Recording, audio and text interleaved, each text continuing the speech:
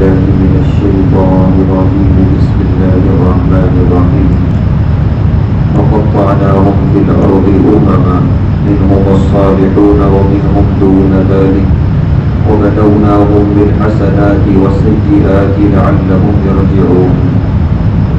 اور پھر ہم نے ان یہودیوں کو مختلف جماعتوں میں تقسیم کر دیا، بعض ان میں نیک تھے اور بعض برے بھی، اور ہم نے ان کو خوشحالیوں اور بدحالیوں میں برابر آزماتے رہے تاکہ یہ لوگ ہماری طرف رجوع رہیں۔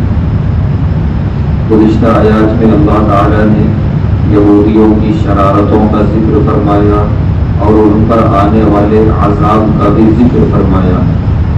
اس آیت میں اللہ فرما رہے ہیں کہ ان سارے عذابات کے ساتھ ایک عذاب ہم نے یہودیوں کو دیا جو مستقل رہا ان کے ساتھ۔ وہ عذاب یہ رہا کہ ہم نے اس پوری قوم کو مختلف فرقوں میں بانٹ دیا، تقسیم کر دیا۔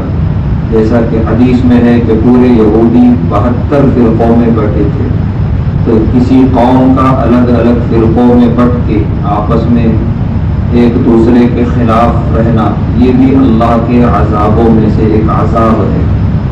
دوسری بات اللہ ارشاد فرما رہے ہیں کہ وَبَلَوْنَاهُمْ بِالْحَسَنَاتِ وَالسَّيِّئَاتِ، اس قوم کو ہم نے خوشحالیوں سے بھی گزارا اور بدحالیوں سے بھی، اور دونوں حالت میں ہم نے اس قوم کو آزمائش میں مبتلا کیا، آزمایا کہ یہ اللہ کی طرف رجوع ہوتے ہیں یا نہیں۔